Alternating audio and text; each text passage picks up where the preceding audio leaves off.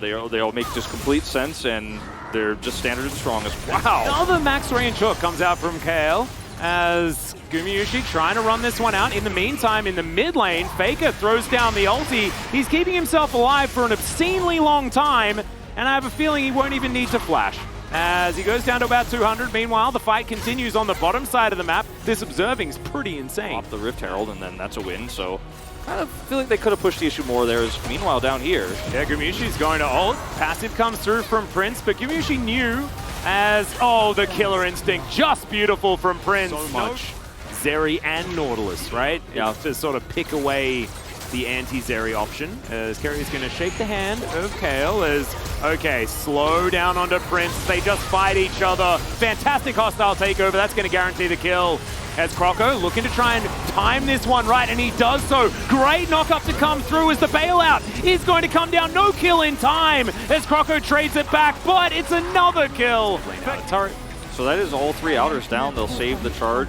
Yeah, going to be able to save the health bar. Yep, and now going to get second crash. Dub's looking for a flank here. So much value with that ward there as well. As you can see, T1 trying to get out towards the side. The Empress Divide goes completely wide as the Cyclone also from Croco doesn't get enough done, and Live Sandbox, they're going to have to try that again another time.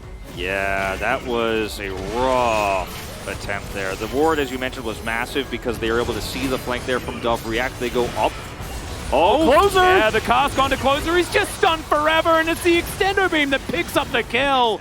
Yeah. I don't know what that is about, as T1 are going to face check. Croco looks for the Cyclone. Heartbreaker immediately gets Owner out of there, as Carrier going to have to flash as well. And here it is. The hostile takeover is not exactly the best move, but Faker is in there with the Demonic Ascension. The flash over the ulti. Oh my god, Faker still hadn't taken any damage, and Gumayusi's going to turn up. And speaking of damage, he has got plenty of that. No Warrior Tricks is going to fool him either, as Dove underneath this turret. Yeah, you're still food, and he's going to be taken down as well. Very as good as meanwhile.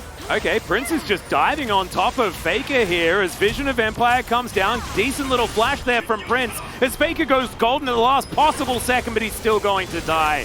Being able to appear somewhere else is always just pretty good. Vision of Empire comes down. Little decoy comes out from that Warrior Trickster, but I don't know whether this monkey is going to be quite tricky enough, as that body slam defensively was just beautiful. If that was a body slam even. I mean, I don't know what Croco was Croco's thinking. Just real dead anyway. Into T1s, and now T1's in your base, breaking your things.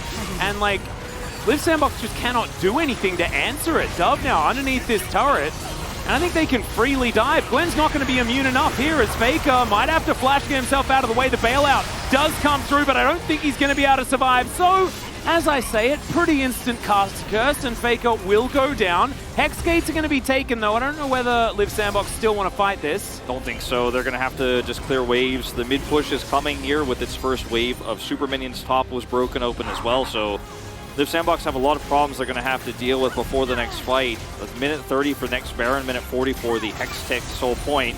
Prince? Yeah, Prince in a lot of trouble. Zay's going to throw a cask at him, and that is a nuclear bomb. That cleanse was so sad. He's like, am I good? No! My screen went gray. Is that bad? He cleanses, he's like, hold on! Oh no. Yeah, you can't cleanse the death chamber, unfortunately. You need a QSS for that one, I'm pretty sure. As Croco's now in a whole host of trouble. Kale's not going to be able to save him for this one. Zayas picks up that kill now as a hostile takeover comes in. Kale desperately looks for someone to hit as Closer is real dead yet again. Dealing with these Emperor's Divides seems to be something that T1 is very, very comfortable with this game. Yeah. As, yeah, Closer has been read like a book. And now, these Nexus turrets are really under fire. Yeah. Okay, there's the Demonic Ascension. Faker just going inside the mist. He'll utilize his Zhonya's Hourglass to keep himself alive. Dove also does the same. The pullback onto Kale, though, and Faker stays alive this time. The Nexus turrets aren't really the priority here, as Faker wants to mop up all of these kills. This has been very vocal about in our post-game comms most of the time. Croco will turn up, but yeah, he's pretty squishy as the Wukong, and this, I know it's just above 25 minutes, but I'm going to call it a shellacking, as T1 are looking to try and kill Closer one more time, but they'll decide to be merciful this time around. We'll see whether they are in game number 2 as well. The draft strong at around this stage.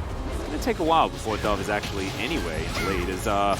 Okay, Croco just going to queue into Owner here for a moment, but Owner is going to be able to take at least a couple of the little wolves. Faker claws his way out. Now, how is the Lee Sin supposed to get out of this one is the question. Riposte comes down, good charm lands from Closer, and Owner's still going to flash and try and safeguard out, but it's not going to be enough, and First Blood goes over to Croco. Nice. So close to Faker, who has ult. I mean, ooh, that was so close. He's going to have to claw his way. I don't know what the cooldown is. He really does want to claw, but doesn't quite have it available. Circle of Frost is fantastic. He's also got a Blast Cone, and man, Faker did not want to flash. When Owner died there, they're up on gold. Just the T1, just T1 things. Because it's this bot Prince 2v2. also might straight up be dead, as Carrie's just tanking the turret. He doesn't care at all.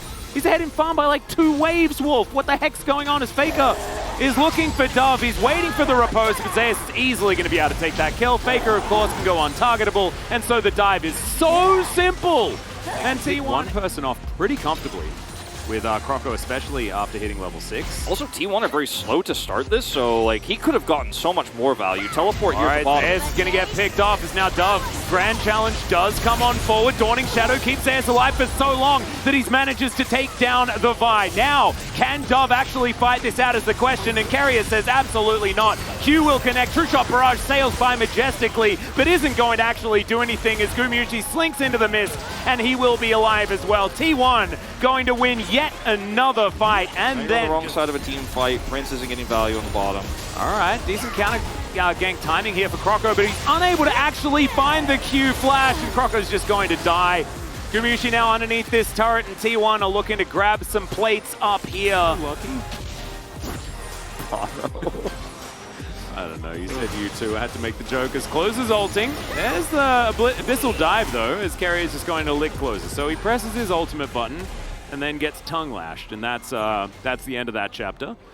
Faker now will find Croco, or has Croco found Faker? No, Faker has found Croco. The Everfrost comes down. There's the Frozen Tomb. That Q is pretty comfy, and Owner will help pick that one up for Faker.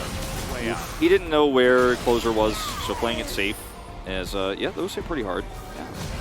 Nice little shield to be set up there from Kale, just to make sure he takes as little damage as possible. But this tower is not long for the world, as Faker's going to... there it is!